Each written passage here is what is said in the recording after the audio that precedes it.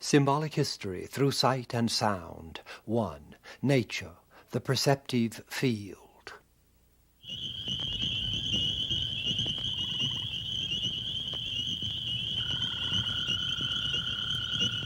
Where to begin with what rounds on itself a skein of endless complex, as if Heraclitus metabalon anapoetai, hurled about it draws to rest, were crisscrossed, augmented and diminished, within and without, interfused, like water glints, like the cries of frogs. But that is to have begun already, with uncertainty, the amorphous swim of a tropic stream.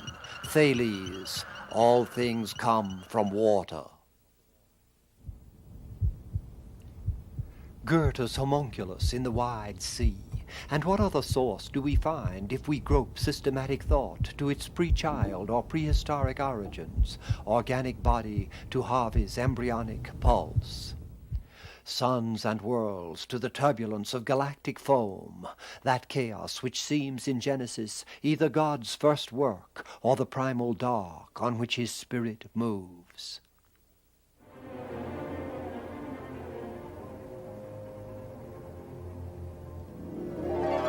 In art, that all beginning may have waited for the end, the dream erotic meltings of Mallarmé's faun, on the air drowsy with tufted slumbers, Rimbaud's Le Poème de la Mer, infusé d'astres et lac des sons, that sea infused with stars and lactescent, to which Debussy gave tone color, in painting what swirls through this post-impressionist Monet, symbolist Redon, the Fauves, to the whirlpool abstracts of Kandinsky's Jugendstil.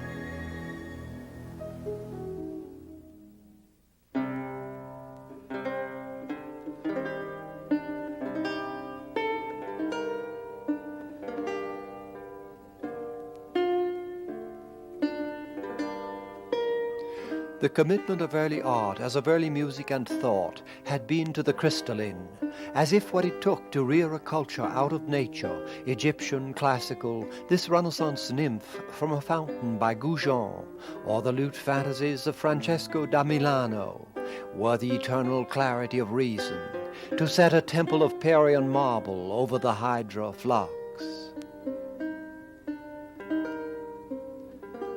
The Greeks had expressed it forever, the sheer wonder of form's discovery. For that shared logos of the intelligible we would almost risk all. But we can no more rest our thought on that Acropolis than in the reed bed of the faun. All history exists, and we carry it in our cells.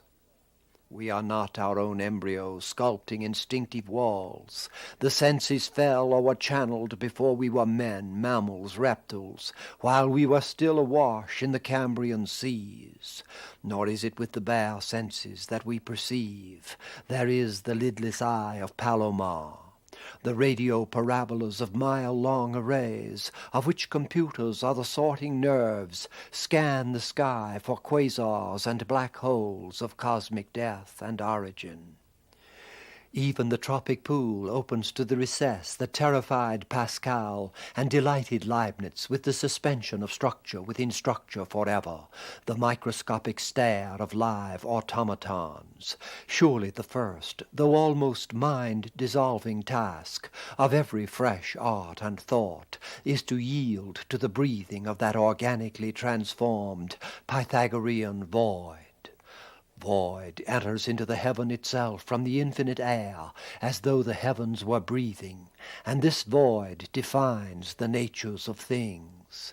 Then, on the liquid interface, one sees circles, geometric waves that spread in the very flux of universal water.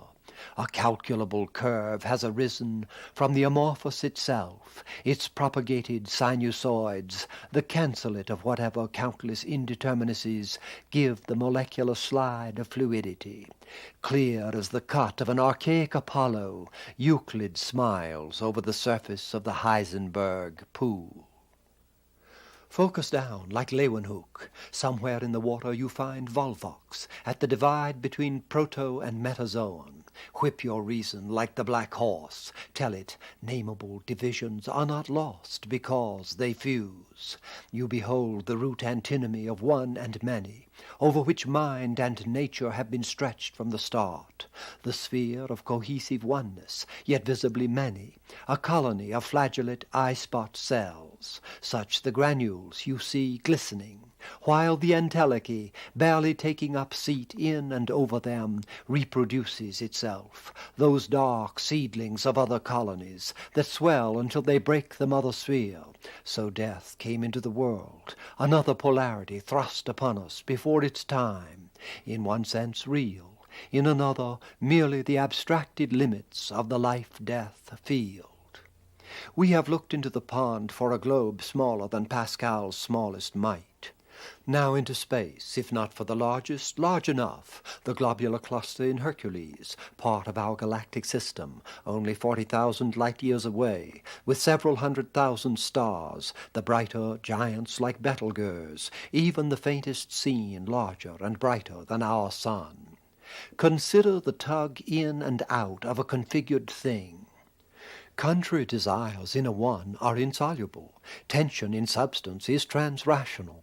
Thought must resolve that paradox in the one many, no other road, and for the senses world structure everywhere concurs. As one matter the whole is drawn in, as many stars accelerated by that entropic fall together, it fights entropy, thrusts out. The resultant is a pulsing boundary in space. The same with an atom, molecule, elastic billiard ball. Lucretius' indissoluble atoms could never have been validated for force interplay. If he had known the axiomatic field, he could have proved his atoms mystical. So, as our search deepens, what were called atoms, then primary particles, sign their dissolving. An interplay of parts, the whole from bottom to top workingly aswim, the many and one, even of the soul, which Plato suspends over the whole of the Republic. Thus the alchemists, melting ancient and Eastern experience in the alembic of mythic science, visualized the fusion of androgynous opposites as fixed and volatile in the clutch of the blue eagle rising over the heap of its own dead aurora consurgens. So music rises from the tensile one many of vibrating ratios, that art which more than all others imitates the universe itself, as if from this bowed and sounding metal plate, where salt grains have danced into the still nodes between overtone waves, those damped chords you hear above the fundamental, the whole interplay of harmony, was stretching acoustic space from the tugs of dissonance, ratios forever jagged and incommensurate, toward the proportioned accords of Pythagorean 1 and 2, 2 and 3, but so sensuously embodied that in a Gesualdo cadence our very guts are entrained in the raging desire and fulfillment of Schopenhauer's primordial being.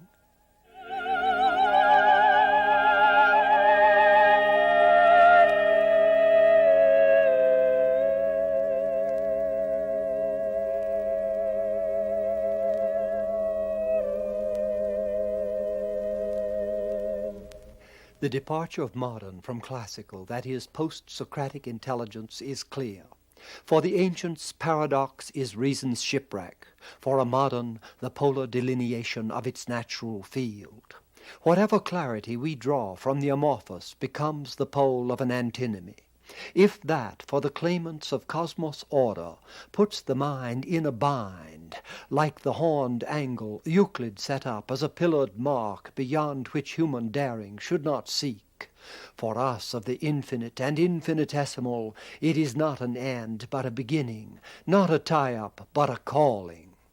Through all seasons the red and green leaves of the madrone flaunt those metabolic opposites, photosynthesis and digestion, which every plant to some degree combines. We might assault the tree. Do you build up or tear down? You can't have it both ways. Why don't you decide? It grows in the vast abrupt between. Indeed, Aristotle was warm when he wrote of the Meno paradox of learning. The soul is so constituted as to be capable of this process. But nature, too, is constituted for high process. If not, soul would not be here. The rainbow covenant of no total flood is written in water. It reads, forms are emergent, though between form and emerge the copula is contradiction. Here the nameable states, distinct to our very senses, red, orange, yellow, green, blue, indigo, violet, which we round on the color wheel like the musical octave, whereas in the continuum the extremes disappear into ultraviolet and infrared. These colors, the Pythagorean tones, the God-given numbers, all resonant responses, crown the relative with absolute emergence from degree. And that spectrum is mathemable. Who would not wonder at such beauty's formulable slide? Pascal says, there are no limits in things. Laws would put them there, and the mind cannot suffer it. But both nature and mind would limit, and both can and cannot allow it to themselves. Born to flux, can thought only solidify? Aristotle's analytics, matter and form, nature and art. Kant's experience consists of intuitions which belong to the sensibility, and of judgments which are entirely a work of the understanding. One pretends to think that way, makes a brave show, but is it not dried up from the start? As Nietzsche laughed at poor old Kant, how are synthetic a priori judgments possible? And what was actually his answer? By virtue of a virtue, but unfortunately not in 5 words. If thinking with a capital T turns out impossible, Pascalian despair is not the only answer. Water skaters skate on water. They use indeed the plasticity and surface tension which make those ripples models for the equational physics of electricity and magnetism.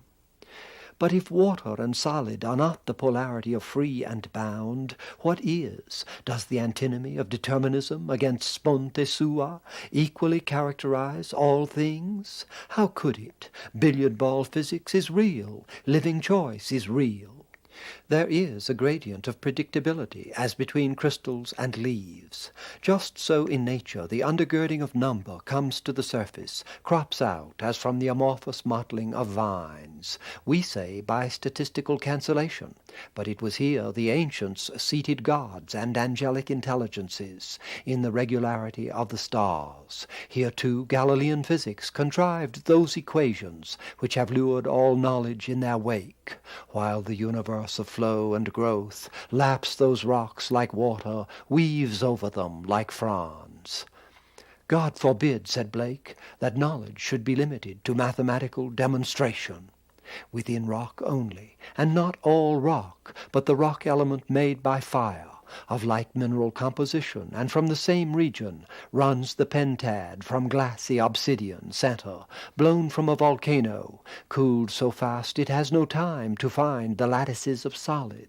Lower left, basalt, the same lava flowing out, cooled in mass, amorphous. Left and above, intrusive granite, its quartz, feldspar, and mica, under slower earth cooling, sorted out like salt and pepper. Diagonally below, pegmatite, that granite under long heat and pressure enlarging its separate crystals. Then upper right, gneiss, just such a granite buried and remelted deep under, pulled and stressed like taffy, showing in igneous rock the fluid lines of water. Pascalian despair among the fathomless inventions of nature? Those fire rocks come to the surface, rains and streams wash them down. Out of clay and sand and the lime-gathering seas new rocks are made, sedimentary. But now, like an alluvial stream, oxbow bending in the figure of 8 infinite curves, whatever water has shaped bears the print of water. Even when mottled limestone, touched again by intrusive fire, crystallizes in the branching tongues of marble. Wherever polarities are set up by us or nature, they have continually to be swallowed in one, mirrored, reversed, transcended, or polarity itself falls into a stasis, like Pascal's skeptic Arcesilaus, who, by holding to his skepticism, became a dogmatist. But mind and nature have deep, inescapable axioms. As Waller said of age, the seas are calm when the winds give o'er. And Aristotle, surely the substratum cannot cause itself to move. That axiom, which physics calls the second law of thermodynamics, or entropy, is Eleatic. At Elea they gave it unconditioned, the logic of identity, that being remains what it is. Applied to process, it became impractical. Since no being can come from non-being or go into another being, change cannot exist. We hedge and fudge, but never escape the hydra of the axiom, as that no substance, conceived as one, can stir itself. The ocean needs the wind, and if the wind should die, as here on the Pacific, the waves work less and less. Ah, but the contrary axiom enters, for the mind is stretched over more antinomies than Kant troubled himself with, that disparates cannot interact. The contrary is validated for interplay only as subsumed under the one. If wind and water were not matter in motion, neither could affect the other. Now they are one again, and the substratum cannot cause itself to move.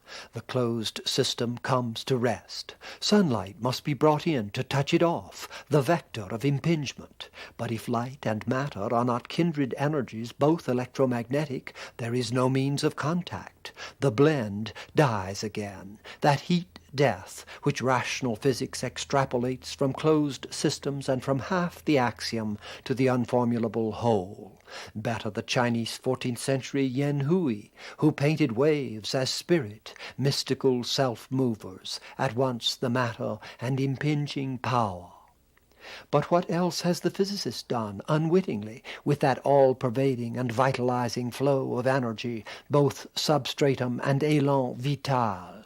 He may repudiate the words, but how to characterize a cosmos of infinite energy transformations under paradox, each parcel in its descent thrusting up another or returning in its own gyre, where total mass release attends the relativity sink of a black hole? In this exploding galaxy M82 in the Big Bear, where hydrogen filaments spread 14,000 light-years above and below the galaxy from some collapse and mass conversion of innumerable suns 1.5 million years ago, will the habit of living in a gravitational field instruct us which transfers of energy in that curved space are up and which down? Since our whole experience is like the image reversals in confronting mirrors, here a two-sided plaque my Mexican albanil gave me, Christ and athlete, alternate forever. Pascal pursues such dipoles, but not far enough. They do not know that it is the chase and not the quarry which they seek. Reflected again, the quarry validates the chase. As Erasmus had said, thus all things are presented by shadows, yet this play is put on in no other way. And what of a world evolved by such play? Suppose Kant's antinomies are reflected back on his prior reasoning. His certainty that the order of the appearances we entitle nature we ourselves introduce becomes one of Maxwell's asymptotes. The only laws of matter are those which our minds must fabricate, and the only laws of mind are fabricated for it by matter. Asymptotes abstracted from the temporal curve.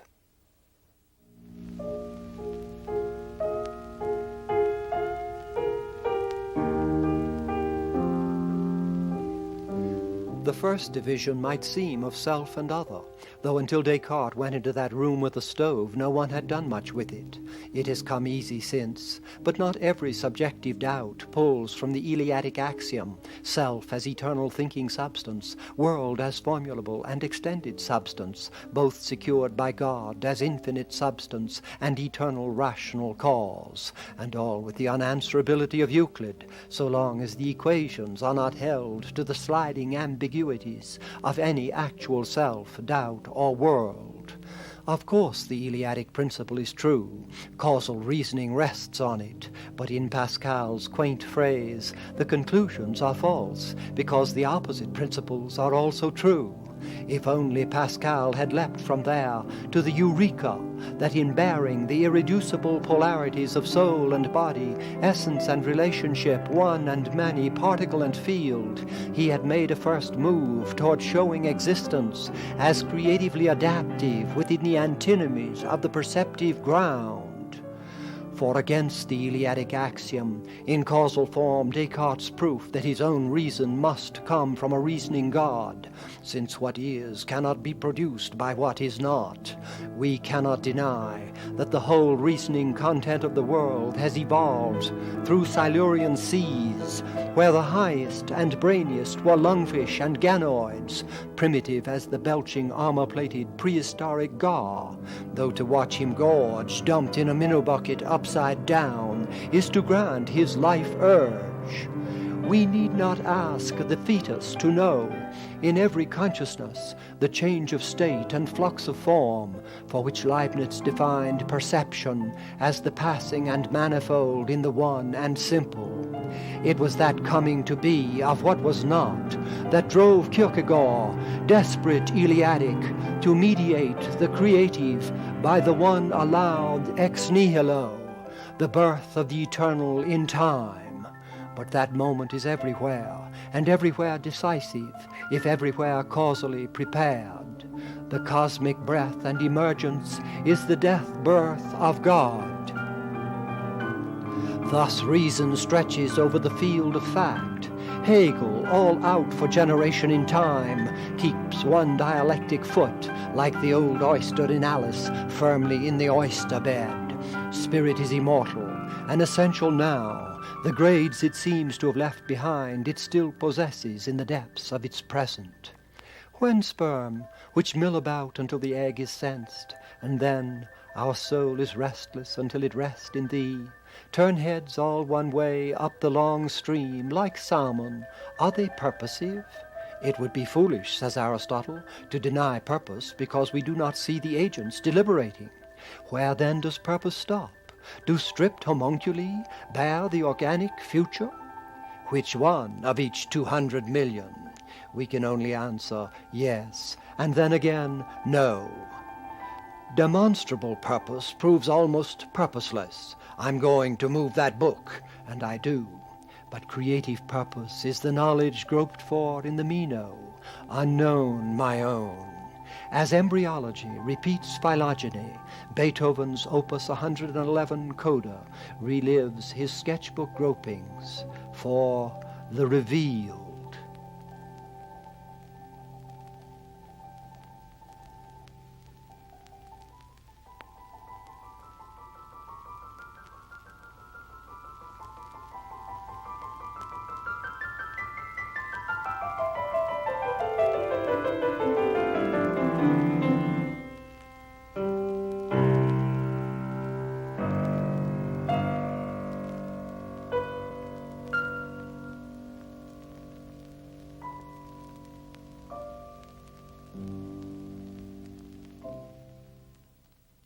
How can purpose repeat? How modulate the currents of predictive mass? 40 years ago, in a valley by a stream, I watched a flight of grackles from a tree. I saw stream, clouds, winds, and light swept down in the formulable currents of Carnot's law. But the tree rose, building with light into leaves. Birds fountained up the air, Ventadorn's Lauzetta, heightening desire into song. Was it the old Emersonian rapture, and striving to be man, the worm mounts through all the spires of form?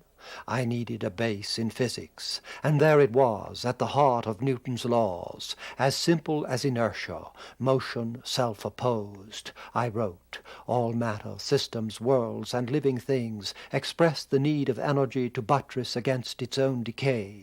In this sense, cosmic history is a heightening and unfolding of the perceptive ambivalence of energy, that its activity is the fall by which it dies, its life in time, a transcendence using and used by the destructive urge.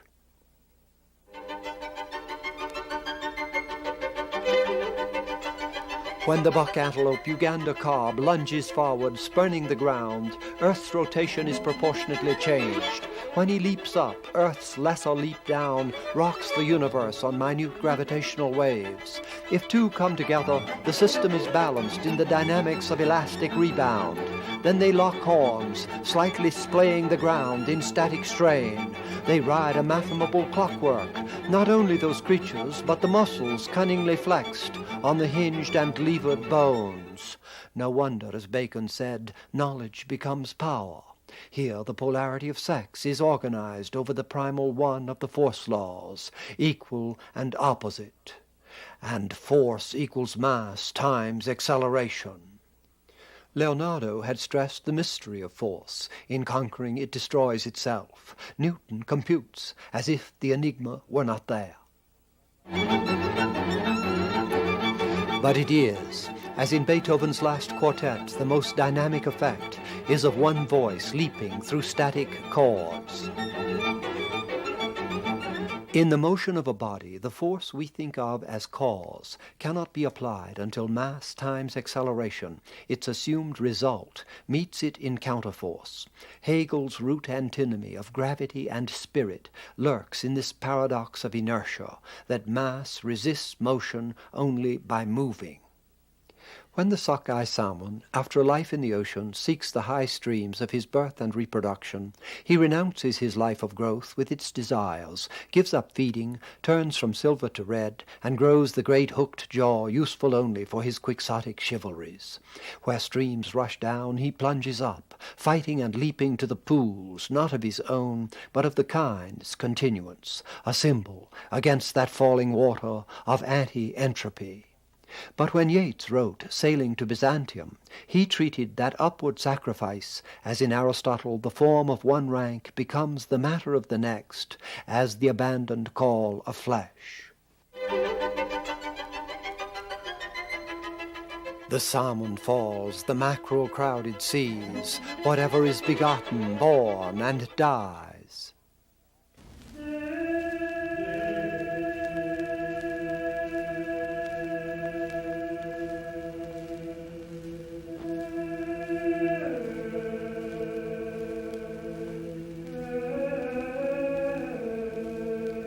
Against which, as we turn from Beethoven to Leonin at the spirit center of Byzantine, Romanesque, and Gothic, Yeats invokes the mosaics of Hagia Sophia, sages standing in God's holy fire, for the artifice of eternity.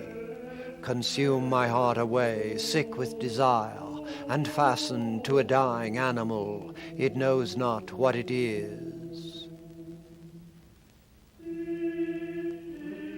East becomes such a school of sublimation that the serpent power coiled at the base of the spine in the Muladhara chakra be released to rise through the other chakras to the 1,000-petaled lotus of the brain, which opens into transcendental consciousness, samadhi.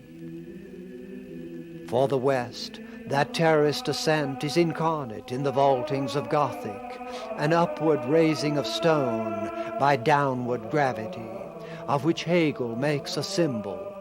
Thus the passions fortify a position for right and order against themselves.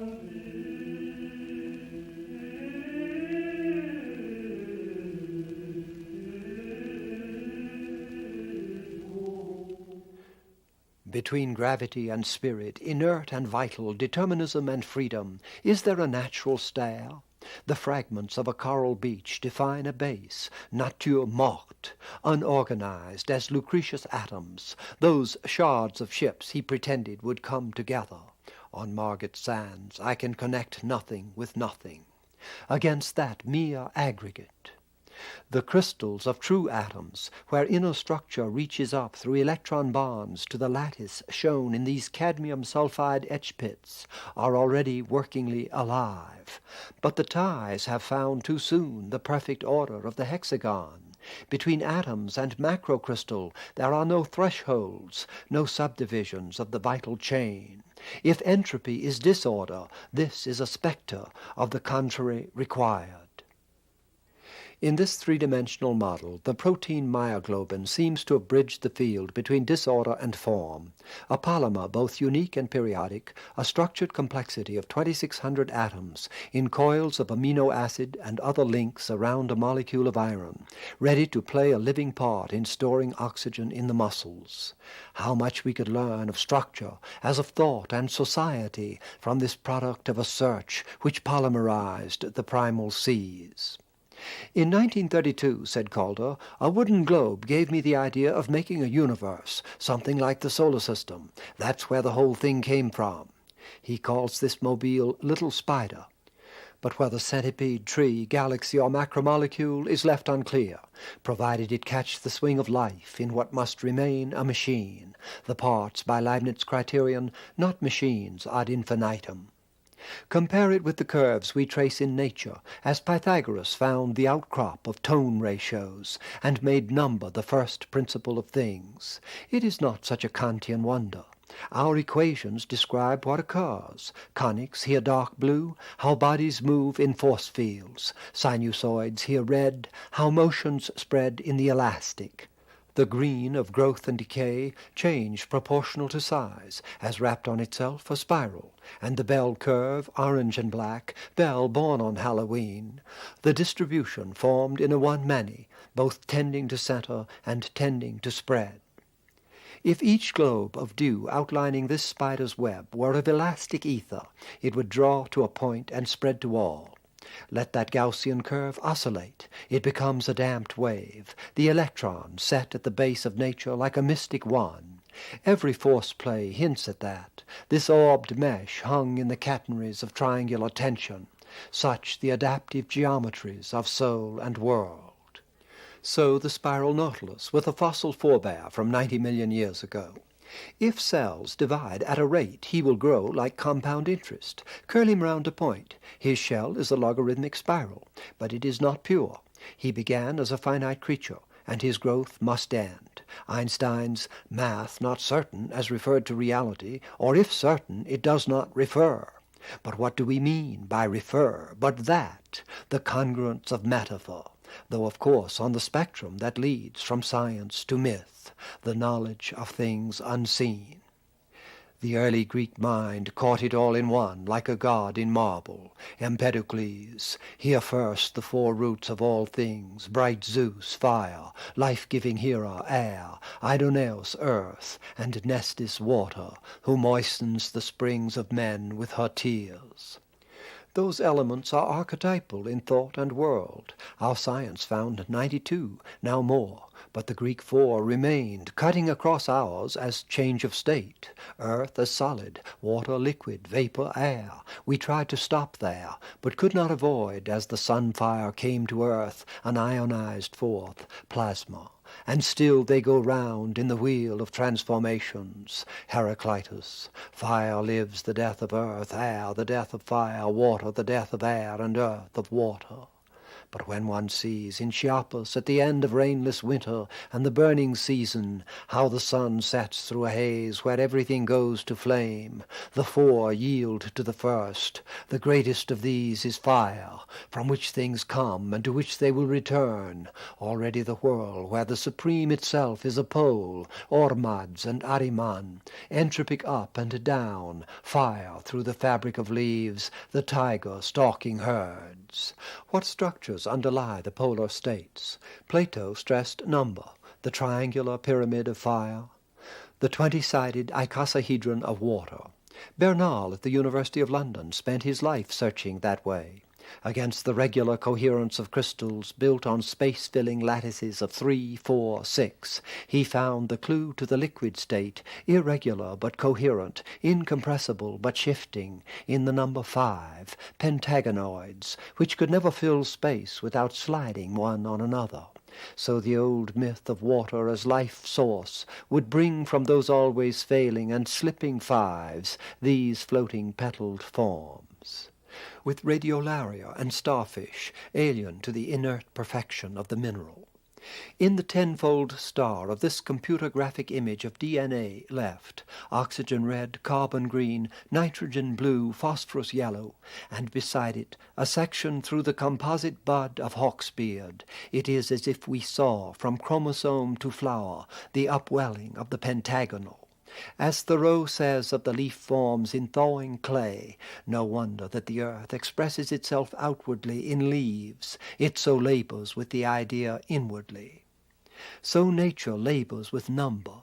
Every one by in and out becomes a dyad, oblate dividing star, head and tail of paramecium, worm, fish. Where Pythagoras' female two opens, it must leave a birth gulf between, three, the flower trillium, or in this Precambrian fossil, unlike anything we know, an attempted animal pinwheel of three tentacled arms. Four is everywhere, the Timaeus cube for earth, Plato's most solid form, this barite crystal, bonded like the post and lintel temple, or stable quadrate Rome. There are fours in flowers, too, cornel, with its four white bracts, though it may leaf and fruit in fives. Then the tyranny of frost. There they lie, writes Thoreau, like the wrecks of chariot wheels after a battle in the skies, these glorious spangles, the sweepings of heaven's floor, and they sing, melting as they sing, of the mystery of the number 666.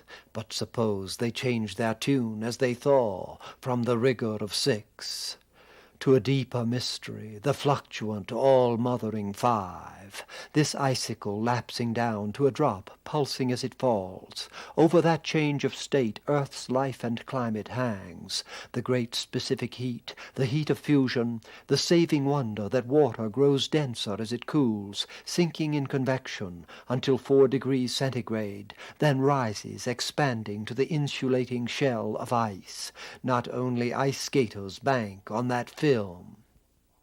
To avoid the Germanic dialectic of opposites, William James seized on plasticity, as with water slowed to a gel, hung between flux and form. The laws of nature he saw with Peirce as the fixed habits of matter, and we were fixing ours under the infinitesimals of will. Organic matter, he writes, seems endowed with a very extraordinary degree of plasticity. Those spiraling chains of polymers culminating in the genetic molecule of DNA have brought the paradox of inertia to a creative threshold. They move by resisting, they continually change and hold. At one limit, the horseshoe crab has settled in for 300 million years. At the other, some strange unrest has pushed toward new orders before the last have spent themselves, from sea to land, to lurching dog-toothed reptile, to mammals biding their time through the expansion of dinosaurs. Then, as Teilhard de Chardin says, and we read it in the expression of this Indian lion-tailed macaque, in the case of the primates, evolution went straight to work on the brain. Can the whole transcend without reduction of the parts? Even the growing tip of an onion root rests on cell alignments which seem almost crystalline, until we note the cell nuclei in all stages of mitosis and chromosome replication, the one many raised from abstract to a vital mix of generation in the tensile one. Evolution walks a knife edge, where each collective tends to harden like coral reef, hive, or swarm. So weaver ants, in a triumph of caste breeding and cooperation by chemical and tactile signals, turn themselves into a chain to fold a leaf, which they will use their own web-secreting larvae to sew. Each myrmidon has paid the price of togetherness, as like, you would say, as the leaves of a tree.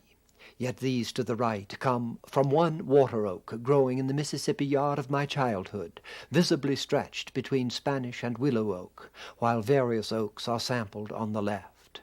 When scientists who refuse to think say molecules of a kind are all alike, they mean we do not yet distinguish them. But as Leibniz knew, no formed thing or moment can have the configuration of any other. From those generic dogma words, table and chair, to species and period styles, it is a question of abstracting the forms which crown the relative. The honeycomb, even of wild bees, suggests the repetitive mechanization of the hive, the whole insect freezing as into hexagons. But what of the moral and individual bee? Navigating by solar coordinates, with his spatial sense and interior clock externally corrected, or when he returns to the hive to report his flower find by the fun-frisch dance, in which distance is given by the number of dance loops, direction by the angle at which he cuts across, quantity of nectar by body waggles as he cuts. Instinct. We mouth it as a dog a dry bone, but inwardness is there, with memory and choice, Blake's vast world of delight, closed to your senses five, though our senses give us the clue. Think of Quincy Wright's metal masses rising against gravity and coming down across the ocean. The physicist traces air pressure under the wing against downward weight. The laws are in order. The chemist the energy of fuel against propulsion, all determined, no purpose there, nothing unexplained but some minute forces applied to levers in the pilot's cabin. Here the physiologist takes over, tracing energies through the body, carbon cycle, triphosphate, as in Leibniz's mill. Everything is accounted for, but for some negligible nerve signals as the muscles contract. Now the neurologist, and he finds entropy and conservation everywhere preserved, except perhaps for third-order infinitesimals at the synapses of the nerves. The flight of the plane has been mechanically accounted for, Wright says, except for something like an infinite regress of infinitesimals, yet the whole was according to plan. Soul, a hazardous inference from patterns of energy, where each energy is in turn such an inference from such configuration, has been hunted down layer after layer of the organic stair.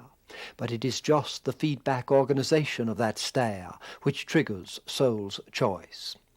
As we approach the unorganized, statistical cancellation yields predictive law. Look down in the noon rush at a New York intersection. Count the numbers going in each direction, each on his own, sponte sua.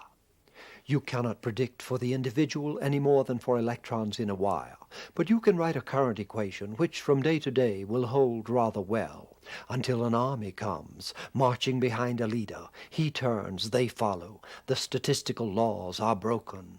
Organization has loosened determinacy. We seem almost in touch with the complementarity shared by nature and mind.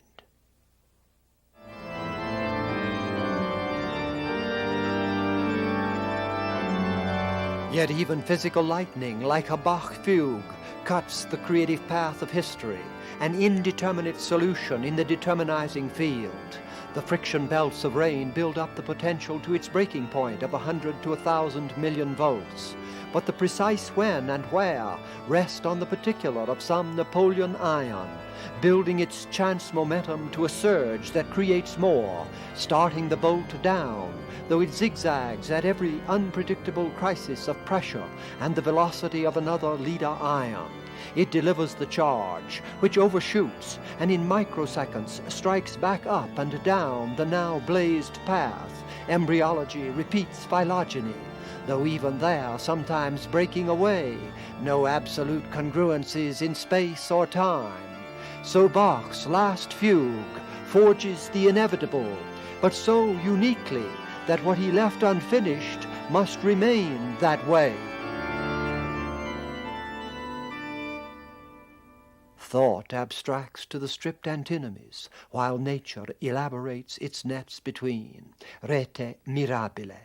The beating pulse of a chick embryo furrowing the yolk with vessels, bringing back nutrients to build the form. In the enigmatic marriage of essence and relationship, we see in a richer whole what Leibniz saw when he wrote, according to this system, bodies act as if, to suppose the impossible, there were no souls, and souls act as if there were no bodies, and yet both body and soul act as if each were influencing the other. The last clause feeds science, such an organism as the embryo itself, to map the complex of thresholds and feedback relays of enzymes and organizers by which both whole and part evolve. But the cosmos is the embryo, and every grouping in it, swung in a great catenary from the limit of inert aggregate toward self-determining transcendence. For in every grouping, to some degree, the organized whole passes what could have been predicted from the parts. Even this Caribbean hurricane, photographed from Apollo 8, is a form through which material swirls. If it did not hold a kind of self-shaping life of its own, it would not even be real. History is full of those vortices, when chemicals were linking toward polymers, cells toward the metazoan, or now when society swells with the supra-individual and collective. Evolution could not occur if through each grouping incipient soul did not set up its circuits, altering the probability nexus of the parts. 1939 Germany was so organized that when Hitler screamed on the air, those puny decibels threw huge masses of men, tanks, and planes into motion. It is not Kant's separate aspects, phenomena determined and spirit free. The nerve nets of actuation spell out Leibniz as if each were influencing the other. Each does, though each is inferred from the field.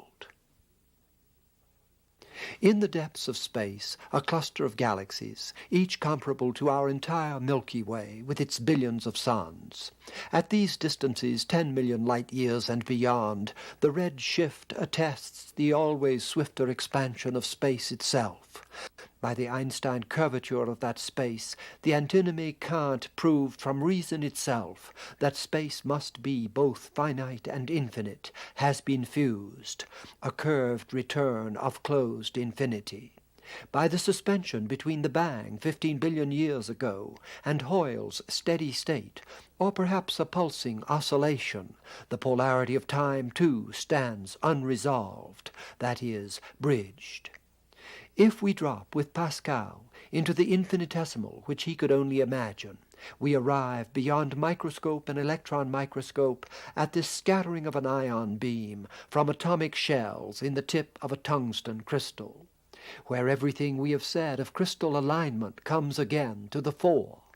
But these are glints, not atoms. Do they prove that atoms are? We cannot tie down that are. Like everything else, atoms well from situations, in this case rather abstract ones. Newton thought matter could not be hard unless formed of harder atoms, for where else to the causal Eleatic could hardness come from? We must conjure it up, an ingression, from interatomic vacuities by which these ion glints seem crowded. But it is not, as Eddington thought, that the particles are real and the table appearance. Appearance and reality are asymptotes of our experience. So in a cloud or hydrogen bubble chamber we catch traces of the smaller particles from which those assumed atoms come into and go out of being like jellyfish. Like all the groupings entelechy rides on, these streakers from bottom to top, negative K mesons of 3 billion electron volts from the bevatron, barely bent to the positive right. To the left one knocks up a proton, center an electron dislodged from a hydrogen atom spirals in the field. In other cloud tracks these two, once called primary, yield to whole families of wave-particle evanescences. As Pascal and Leibniz saw, no bottom anywhere. How else, where the axioms are contradictory? Put a spectroscope to the sky. The stars refract in color. Those rainbows, magnified, bear dark absorption lines, signatures of elements in the stellar atmospheres. They vary with stellar types and temperatures, but the elements turn out the same as ours. Over a cosmos of 1 billion light-years and trillions of suns, the building from subparticles to the chemical elements is akin, one form urge everywhere. In the clouds of dust and gas, called nebulae, the spectroscope picks up now the bands of organic radicals, hydroxyl, methane, cyanogen, ammonia, root structures of life. As soon as atoms cool and fill their electron shells, they take up chemistry. You can say no God is needed, or say God is there. Suit your temperament. But the Auger meteorite, which fell in 1864, has carbonaceous chondrules, with what some have called microfossils, suggestive of pre-life. So the same work of building seems to spring everywhere from the nature of things, the divine theatre Bruno saw when he broke the crystalline geocentric spheres. Here, descending from the space-curved hole, we graze our near neighbor, the Andromeda Galaxy, older red giants in the center, and in the elliptical companions, newer stars forming in the spiral arms. In our own similar galaxy we see what must be suns in the making, here in the Lagoon Nebula, in Sagittarius, where the gas and carbon dust collapses to small Bach globules, dark against the background glow. In other hydrogen-rich regions huge shock waves plow through as in a mackerel sky, sowing the cloud lumps from which giant stars fall into glowing. Hydrogen fusion kindled at the compressed and heated core transforms mass into radiation. As Newton had speculated, nature a perpetual circulatory worker. It heaves up through the vast mass, setting the surface as here of the sun, cycloning in promontories of plasma, the radiant from which Earth, sheltered and belied in space, receives the energy for its terraced life. As for the solar system, ejected from the sun or condensed with it from the same cloud, where the old collision theory made it an incredible accident, we, maximizing its likelihood, observe minute perturbations in the motions of nearer stars. And how to have thought it rare, where the great planets too have their systems, Galileo's Jovian satellites, or the moons and planetesimal rings of Saturn. Though we do not know what chemistry has evolved beneath those frozen ammonia and carbon dioxide clouds. No doubt something remote from the life we look for. The hope for planets commensurate with ours has so far let us down. Here is an imaginary landscape of Mars from The Splendor of the Heavens of the 30s, when Schiaparelli and Lowell had drawn the elusive canals, and Edgar Rice Burroughs made the dying planet a seat of romance.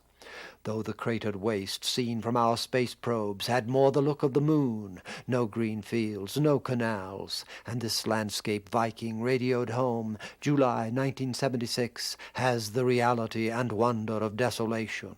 It is not even clear what the search for microorganisms in the soil has revealed. One can still call Sol ubiquitous, but the lurching Mars man is not there. What the Moon, Mars, here Mercury share are the overlaid impact craters where from the start of the solar system meteors of all sizes have gashed down, melting the rock and throwing up mountain walls.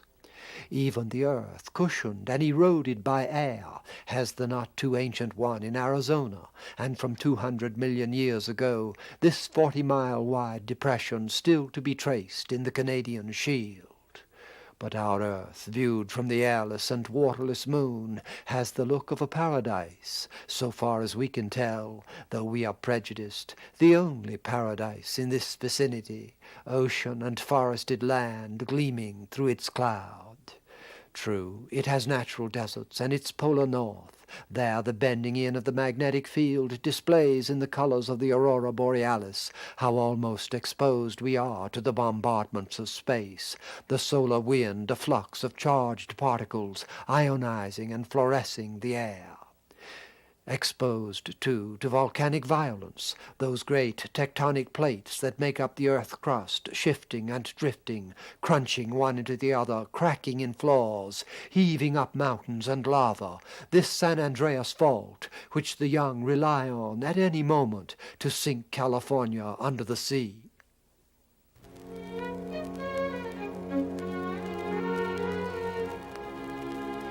It means something about the balance some call dynamic homeostasy, that from the bath of space rays, the violence of colliding continents and eruptive orogeny, Earth is so soothed and contained that the age of Goethe and Beethoven could think its mountains the peaceful work of water, slowly carved, as in this more than half-mile leap to the great plain of Venezuela. What an Eden for the self-search, from organic chemistry to social man, of the whole enfolding biosphere.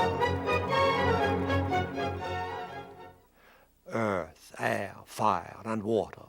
When the volcanic island of Surtsey rose from the ocean south of Iceland, those elements were again proclaimed. And now one remembered Oparin's Coasovitz, the colloidal droplets he explored as the origins of life.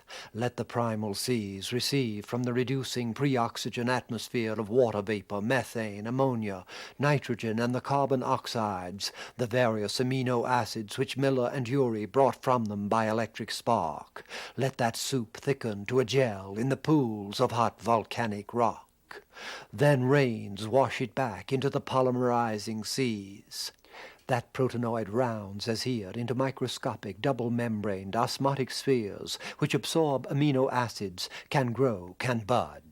Give them 1 billion years in the warm seas, their working molecules trying all the links and ties of carbon synthesis. Enzymes produce starch and maltose by the energy of the glucose-phosphate bond. So came the master invention, the earliest photosynthesis, hydrogen sulfide splitting carbon dioxide, releasing oxygen by the energy of light, transforming the globe from that reducing matrix of polymers to another of green and purple sulfur bacteria, oxygenating ocean and air. Thus to photosynthesis directly from water, as in blue-green algae, fossilized in sediments more than 3 billion years old.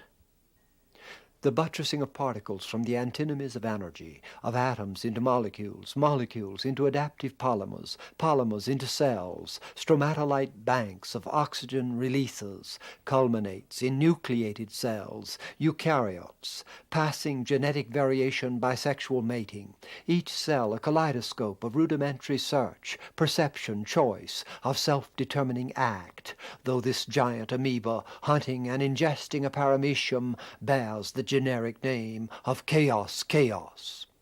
In existing slime molds, the amoeba goes social, reaches toward the metazoan. A spore in a moist place emerges, feeds, divides, a colony of free-moving protozoans. They exhaust the habitat. In a cluster, one secretes a crassin. As the signal touches others, they converge, secreting more. Like iron filings drawn to a magnet, eddies of cells swirl in, a slug that creeps, then sends a stalk into the air. Some dry into a stem for the common good, others turn to a fruiting body, others to spores. The head breaks, each seed amoeba bears the prefungoid whole. The social polyp proliferates into coral, advance that falls back as to sessile plant, almost to mineral, an undifferentiated one-many, yet they build a skeleton of limestone which makes them, as in the Great Barrier Reef, the most ponderous of living things. With the Cambrian seas, the fossil record known to Darwin begins. Invertebrates of all families, sponges, coral, jellyfish, worms, sea lilies, brachiopods, trilobites, ancestral in the great crustacean, scorpion, spider line, and among them overshadowed chordates, evolving to first fish. Ordovician, Silurian, Devonian, then the Carboniferous. Over much of the earth, these swamps of great club mosses and tree ferns, our source of coal, spiders and insects, huge cockroaches and dragonflies, and again, just emergent from lungfish who had crept to land and become amphibians, stegocephalian hardheads, the first true reptiles waiting their turn. And hardly have those sprawling reptiles, this herbivorous sail fin, appeared, when theriodonts in the Permian hoist up on 4 legs and differentiate dog-like teeth, giving rise by the Triassic to mammals. But as if each had to be tested by the tyranny of the past, mammals waited, through the Jurassic and Cretaceous, the surge of reptiles into every habitat. In the swamps, Brontosaurus, 70 feet long and weighing, say, 30 tons, while the ancestral possum cowered in the trees, though Brontosaurus was a plant-eater. And would Allosaurus have had time for anything as small as those mammals? When one stands in the New York Museum, where the 100-million-year-old skeleton still ravens over Brontosaurus, those Berkeleyan questions of external reality, whether science has invented a world from its own cognizance, no more arise than if the brute should take out after us. Never was more adaptive radiation, up into the air, back to the ocean. The inland seas of the last Cretaceous 60 million years ago swarmed with short and long-necked plesiosaurs, ichthyosaurs, while pteranodons glided above and swooped down for fish.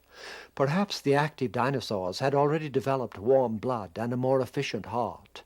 By the Jurassic, the most beautiful of fossil forms had appeared, that toothed and feathered dinosaur birdlink called Archaeopteryx, found in the Bavarian limestone in 1861. Here, too, a step toward a later style was taken before the former had run its course. Over the final earth grab of dinosaurs, these birds, with primates, just held their own. Had they already begun to practice song? Though in soul, the toothed lizard bird must still be a long way from what nesting with its sacrifice brought to the eyes and musical throats, not to mention the migratory intelligence of our birds. Here the rufous fantail of Australia, caring for her young.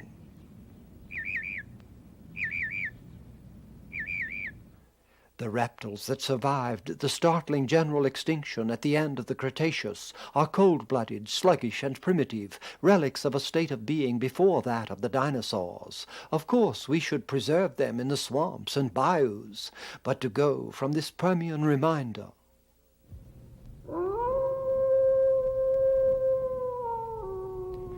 to the golden age of ancestral grazers, of cats and dogs, mild Miocene, is like coming to that paradise where painters, here velvet Bruegel, have brought together the birds and mammals nourished in familial care. And already they cooperate in perceptive packs and herds, wolves almost as Kipling made them, with the roots of law and justice and their stirring language of cries, though surely they did not lie down with the lamb. And against the marine reptiles, how much the mammals returned to the sea fit the Greek myth of Arion, whom a dolphin carried to the shore. Who knows what that intelligence, a brain larger than man's and with more neuron connections, though free of manipular use and control, may hold in contemplation of ocean depths and soul's contours, how much express in a language as liquidly mysterious as the music of the humpbacked whale.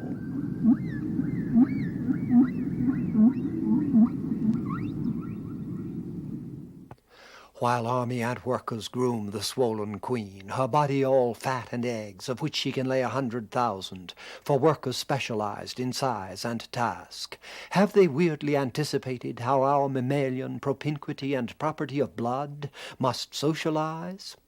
As late as 1910, Schroeder photographed these megalithic builders in Africa, the whole tribe with sled and roller logs, dragging a stone dolmen to the village for a monument. What self-renouncing frenzy of togetherness!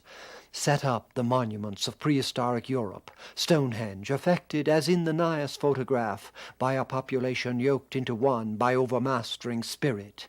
What we read of in Romanesque church building, nobles and all with yokes on their proud necks in orgies of penitential zeal. The Lord thy God is a consuming fire.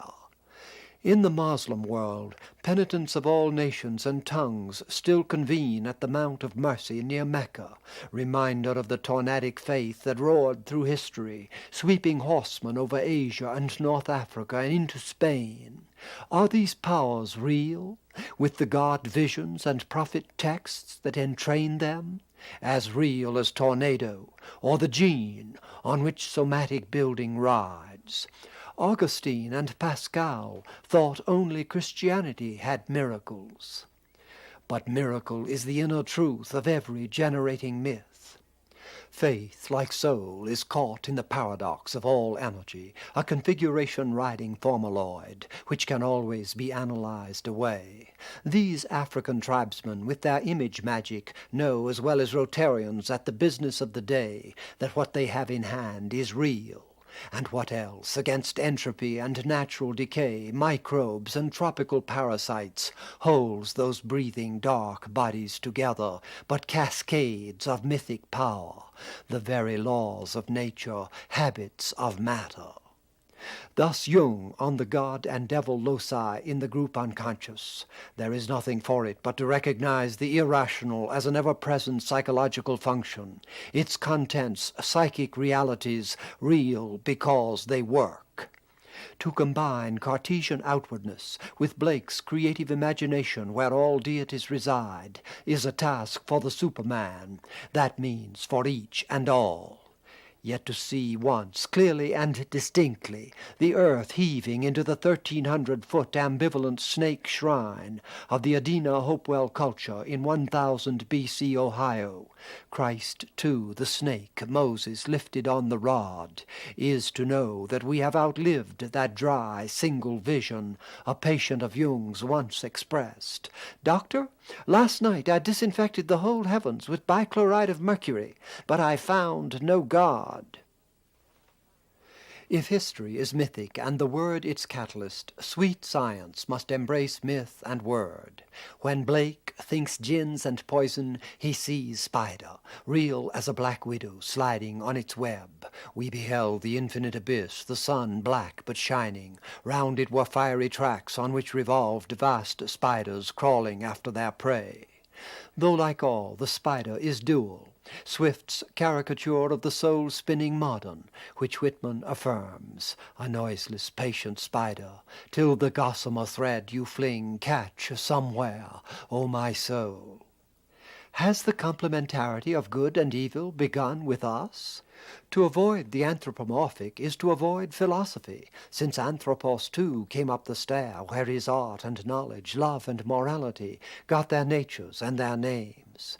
This Orissa devotee of Kali, swung through fire 7 times each way, is on the sublime sacrificial tree that leads from the lockjawed salmon, the bird feeding her young, through Greek tragedy and the paschal victim, to whatever mystery we enact in our crucifixion of the world. Oh, for a dialectic like Archimedes' lever! Sex has been the deepest cleavage in the creative one, well of ideal and gross, delight and pain. Here colon bacilli, electron magnified 100,000 times, erect from phallic supermale to round female, a comic kissing bridge for chromosomes. Now wherewith should he make his payment, if he ne used his saily instrument? So the wife of Bath, but Chaucer's Crusader says, who gave me drinker?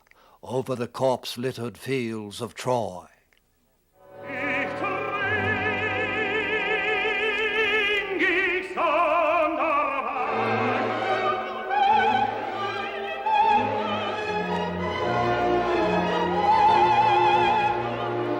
Who has brought off that loved war like snails, where both are male and female, equal, hermaphroditic? They fuse, each shooting into the other, wounding and sperm-bearing calcareous darts. So they retire to gestate and lay eggs, a balance in the Amazonamachia, which has reduced males sometimes to parasitic captives, females to sessile breeding sacs. Or the tension can become Heraclitus' lyre. The male cricket, after fighting off others, rubs his wing covers, stridulating violins, vulnerable, since mate or predator may hear. He sings until she covers him, feeding on juices secreted by those musical wings. Human love was never more natural than in the Eros Kalos tradition of the Greeks, where sex, with all its dark roots in birth and death, to die with thee again in sweetest sympathy, mirrors the open gladness of Aphrodite. As with everything Greek, one wonders if civilization reached its acme in that prime. How much for later gains we risk and pay. True, the East has raised the Hellenistic pleasure to a nirvana rite, but the carved ecstasy leaves their multiplying billion in the lurch.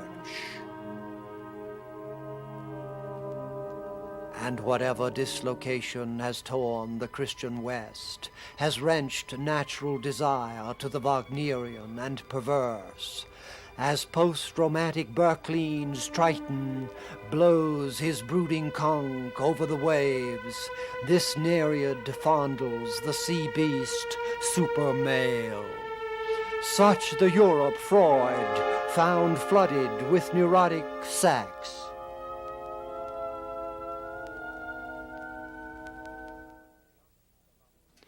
What of the other of the love-death pair?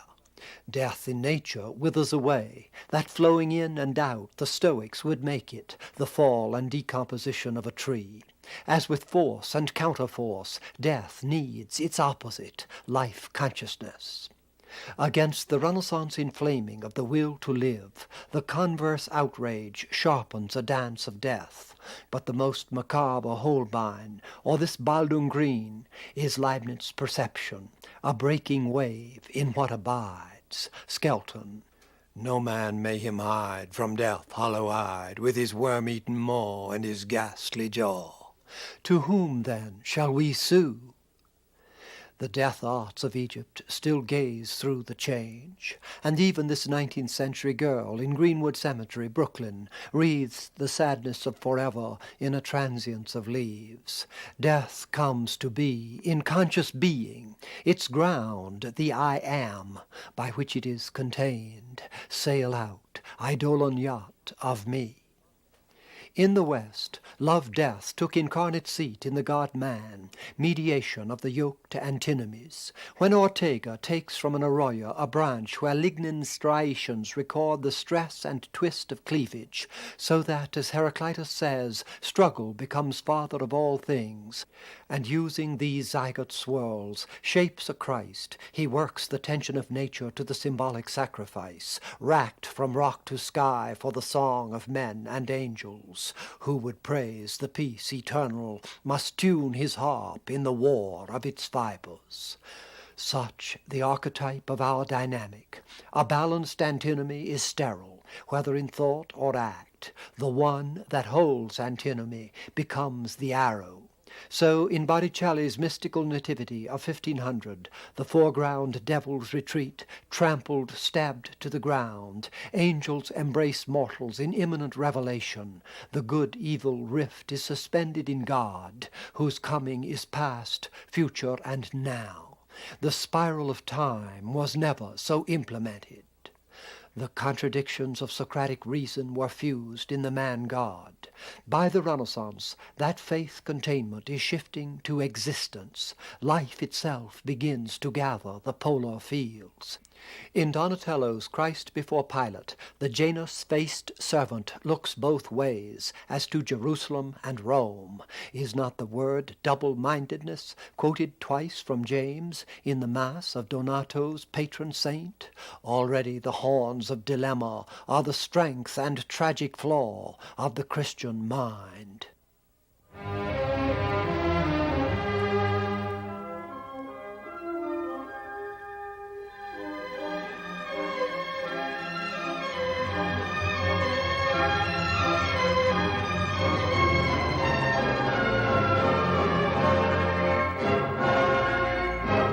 The myth of Lucifer applies to every spirit which can say, I am. Being, displaced from the center, can only act from its own center, initiating creative history. God had no way to operate but by granting freedom, which in evolution means the miscarriage of adaptive quest. The civilization which moved from Raphael's overthrow of Satan to Milton's near glorification, and then to the Promethean reversals of the Age of Revolution, Beethoven, Goethe's Faust, Blake, this Goya dream of flying. That civilization more than any other had risked the experiment of the new, leaping from progress by chromosomes to progress by the coup of law, equation, word.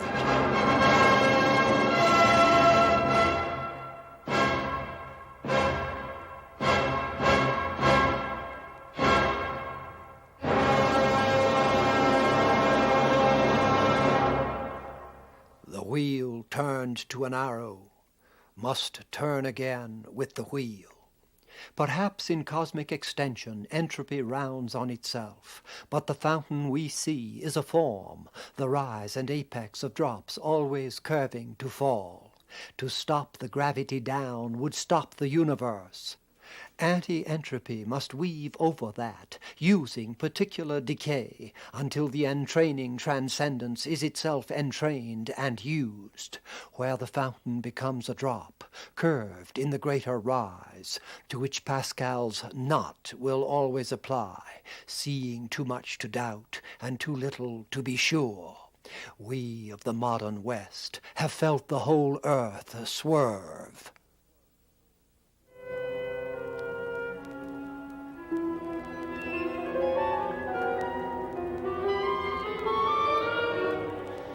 Spiders on psychedelic drugs weave strange romantic webs. No doubt they will catch fewer flies, carmina non dant panem.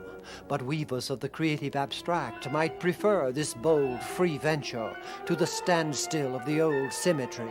Has not the Nietzschean West made a drug of the God self?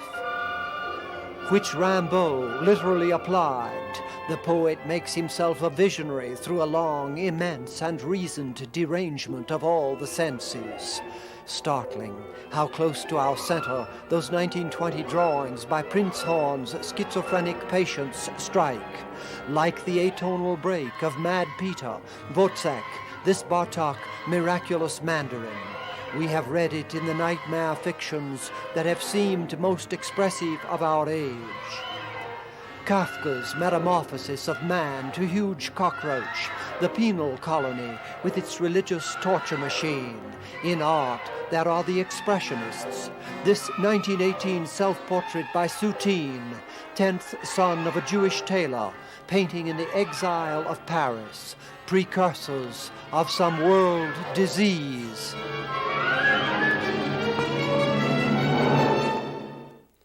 But crisis and disease inseparable from the triumph of technocracy, man mastering the elements to whose wheel he was bound, here in a suit of aluminum and asbestos, become the salamander of fire, fighting a jet fuel inferno at 2,000 degrees Fahrenheit.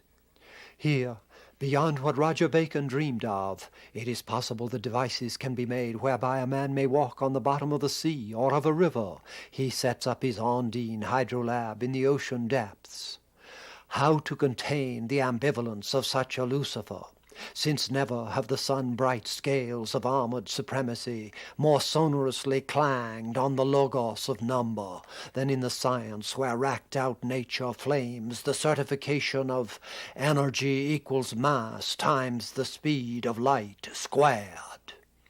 That a civilization mediated by God crucified and preaching the humbled penitence of man, Augustine's dream of the boy dipping the sea into a pool on the shore, and when the saint said, "You can never hold the ocean in that hole," the boy gave the recurrent pride-abasing answer, "Nor you the eternal in your finite mind." That a civilization beginning there should come out at the other pole of the incarnate field, where the Jesuit father Teilhard de Chardin should write of science while we contemplate what he implies, the double helix of DNA with the plasticities of the vertebrate skeleton. The dream upon which human research obscurely feeds is fundamentally that of mastering beyond all atomic or molecular affinities the ultimate energy of which all other energies are merely servants, and thus by grasping the very mainspring of evolution, seizing the tiller of the world. That assumption of the light-bearer was put to the test by the Second World War. It was soon clear how far evolution had shifted to organisms reared above man. An aircraft carrier in the electronic navy had a brain room distinct from the brain of anyone in command. There radar sensings converge, thence guidance goes to the members, guns, and planes. But it was not clear how that higher organism related to Teilhard's Omega dream. As he closed the phenomenon of man, apocalypse was still there, from which only a spiritual remnant would be saved. In the automation since, the individual is more and more superseded, an eye, a brain, a hand, woven in the network of sensors, computers, and adaptive relays.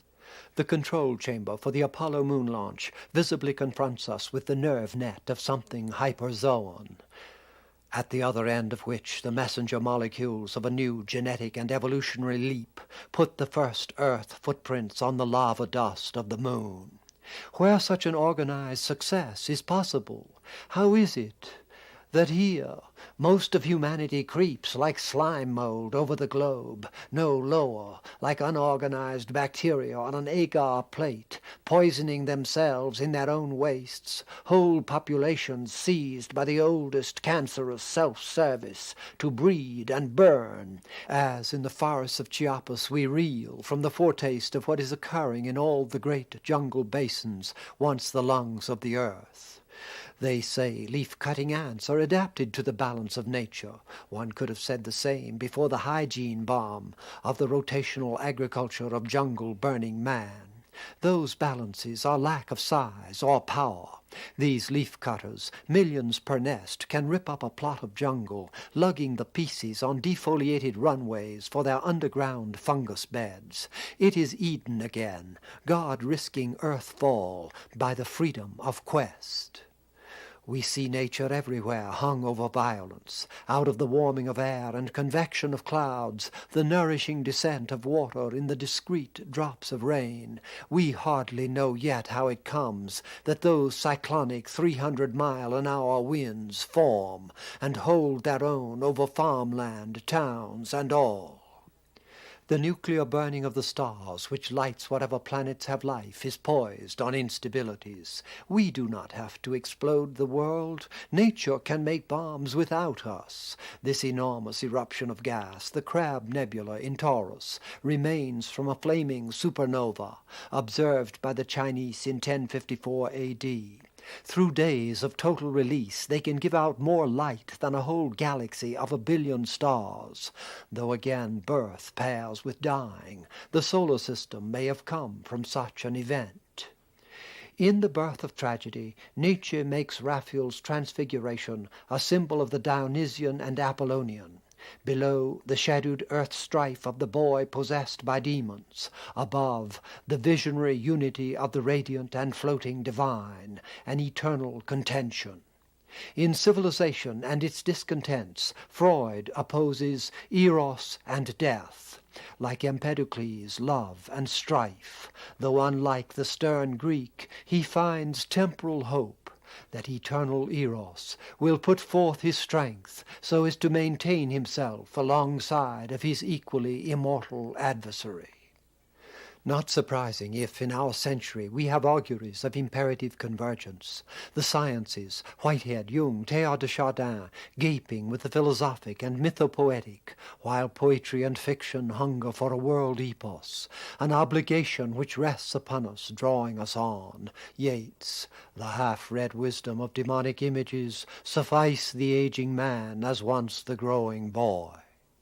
But what are the images by which art or vision can gather its world? Two works from 1904, oppositely aimed. Rodin's still voluptuous Oceanids, derived from the romantic synthesis of his Gates of Hell. Cézanne's last study of Mont Sainte-Victoire, rising over Arles.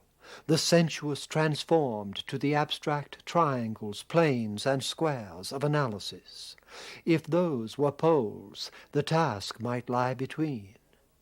As between the most reductive abstraction the thrust of the modern has brought us to, how incommensurate with what we seek, the plain or colored rectangles of so many of the avant-garde, here of Mondrian, 1921. And that nature, eye and camera record in the amorphous play of its formulable radiances, clouds, winds, and waves of light, senselessly beautiful. Curious, we have talked as if the task were of mind, poetry, and art, though surely what should be uppermost is saving the planet left in our care.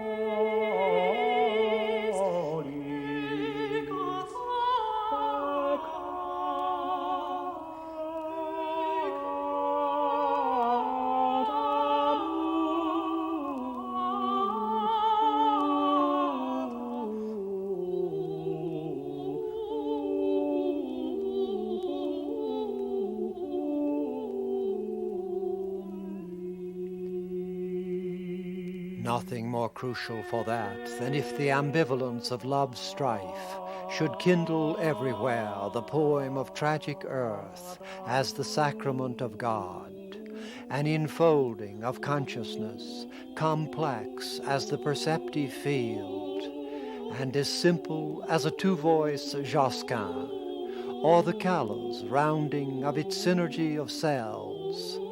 They toil not, neither do they spin, yet Solomon in all his glory is not arrayed like one of these.